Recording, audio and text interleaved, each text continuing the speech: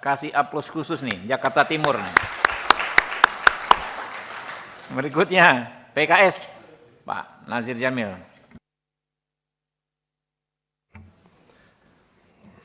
Terima kasih Ketua. Bismillahirrahmanirrahim. Assalamualaikum warahmatullahi wabarakatuh. Selamat siang dan salam sejahtera untuk kita semuanya. Kami dari fraksi PKS menyampaikan terima kasih kepada pimpinan rapat Dr. Habibur Rahman dan para wakil ketua Komisi 3 yang telah memfasilitasi RDP kita pada hari ini. Jadi Pak Kapolda Sulteng dan Kapolda NTT sangat layak memang kalau Dr. Habibur Rahman ini mendapat penghargaan Detik Award sebagai orang yang konsisten mengadvokasi masyarakat. Cie. Jadi itu bukan mudah untuk mendapatkan penghargaan itu. Yang saya hormati Kapolda Sulteng beserta jajaran, Kapolda NTT, Pak Daniel Tahi Silitonga. Memang kalau kita ingat Silitonga, ingat Edi Silitonga Pak ya. Dan juga Wakapolda Brigjen Awistiono yang hadir beserta jajaran. Saudara kami, ya, sesama anggota DPR, Ibu Rahayu Saraswati, ya, dan yang lainnya hadir di sini, tentu Wakil Ketua MPR Archandra Akbar bersama kuasa hukum daripada almarhum Bayu Adityawan. Dari fraksi PKS telah mendengar, menyimak apa yang disampaikan oleh Kapolda Sulteng, memang sangat miris, sangat kita sayangkan bahwa almarhum itu justru mendapat perlakuan seperti itu di institusi yang seharusnya melindungi dirinya. Dia merenggang nyawa justru di satu tempat di mana seharusnya dia dijaga, dilindungi. Tapi justru yang terjadi sebaliknya. Nah karena itu ada beberapa hal ya. Tadi saudara kolega kami Pak Sarifudin Suding juga sudah menyampaikan. KDRT-nya itu enggak disampaikan bentuknya apa, ya, apakah pemukulan atau penganiayaan berat dan lain sebagainya, sehingga yang bersangkutan itu harus dibawa kemudian ditahan. Dan kemudian di tahanan dia mengalami perlakuan seperti itu. Lalu ada apa sebenarnya pelaku itu, ya, motifnya apa sehingga dia melakukan hal itu? Ada apa? Kan itu patut dicari sebenarnya. Kenapa dia kemudian mengambil inisiatif untuk melakukan kekerasan itu? Ada apa sebenarnya? Mengapa dia sangat perhatian sampai-sampai perhatiannya itu dia salah gunakan dengan memukul, bahkan menganiaya sehingga kemudian korban merenggang nyawa? Kan itu dia. Ada apa sebenarnya? Nah itu yang kemudian tidak terungkap. Ya, ada apa sebenarnya? Apakah ada hubungan lain? Ya, sehingga dia begitu, ya, berinisiatif untuk melakukan itu. Ya. Oleh karena itu sekali lagi kepada pimpinan, barangkali perlu kita juga sampaikan agar aparat-aparat kepolisian yang ditugaskan di Tahti itu diberi bekal ilmu pengetahuan tentang bagaimana melayani tahanan. Selama ini terus terang saja mereka nggak punya itu. Ya. Ilmu pengetahuan tentang tahanan. Kita kemarin mengesahkan undang-undang tentang pemasyarakatan. Kita kasih hak-hak tahanan. Apa hak-hak yang seharusnya dimiliki dan kemudian harus kita berikan kepada tahanan.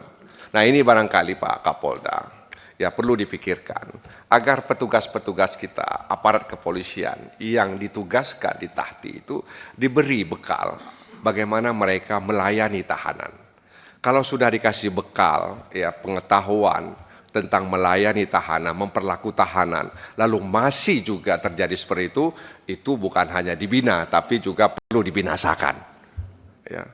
Nah, oleh karena itu ini barangkali catatan kami ya terkait dengan peristiwa itu, dan tentu kami sangat prihatin, menyayangkan, turut berduka atas apa yang dialami oleh almarhum ya Bayu dan kita mendoakan agar yang bersangkutan ya diampuni segala dosa-dosanya.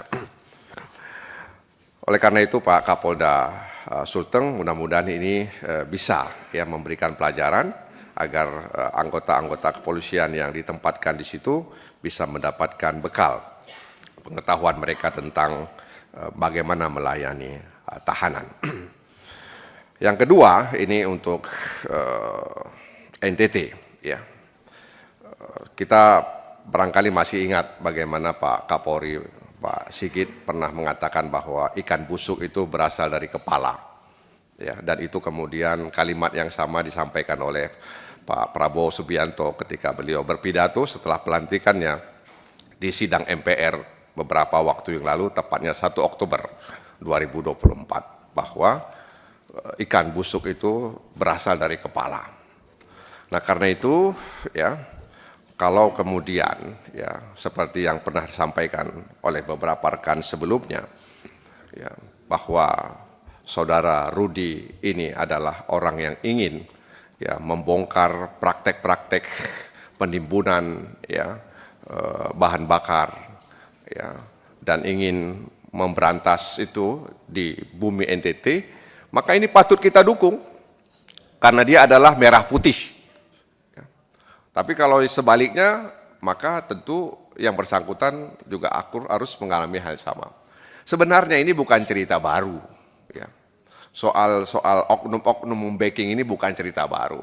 Saya juga didatangi, ya, dilaporkan seorang bribka ya, berinisial RY di Polda tertentu, saya nggak sebutkan di sini, bahwa dia bersama Kapolseknya menggerebek gudang mafia minyak solar bersubsidi yang diangkut menggunakan mobil tangki Pertamina.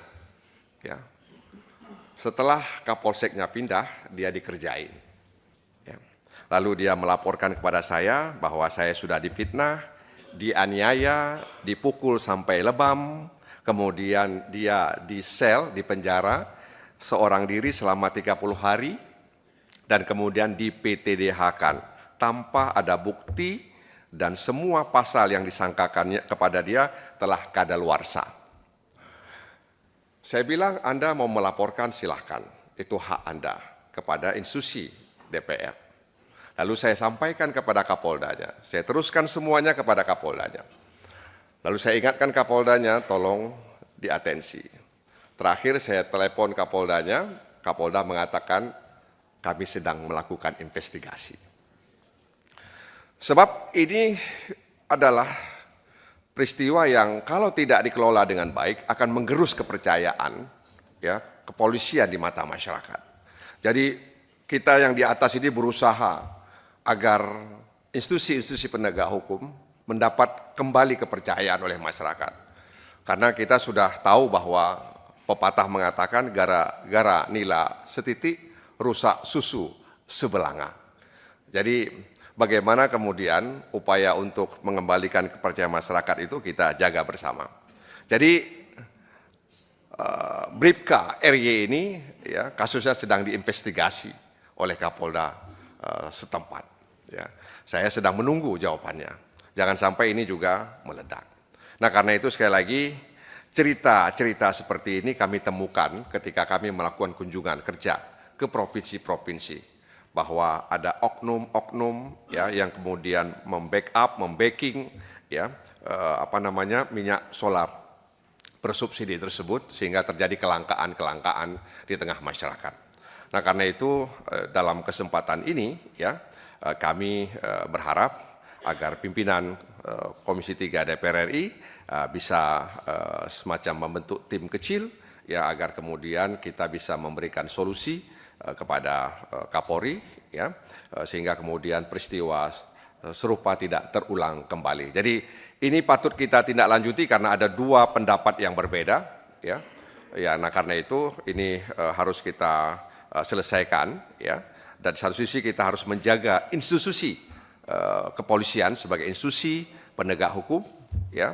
Di satu sisi kita juga harus menjaga anggota-anggota kepolisian yang ingin menegakkan aturan yang ada di institusi kepolisian tersebut. Kami memberikan dukungan ya kepada semuanya Kapolda Sulteng, Kapolda NTT, dan juga Mbak Rahayu ya beserta jajaran, dan terutama kepada saudara Rudi Soik ya, yang sudah sangat patriotis ya untuk melakukan hal ini. Jadi Pak Beni Kaharman tadi sudah menjelaskan dan sudah selesai sebenarnya ya. Oleh karena itu sekali lagi saudara Rudi, Anda tetap sabar, Anda tetap kuat ya menjalani ini. Inilah resiko sebuah perjuangan dan saya pikir kita menyadari hal itu. Billahi taufiq wal hidayah. Wassalamualaikum warahmatullahi wabarakatuh.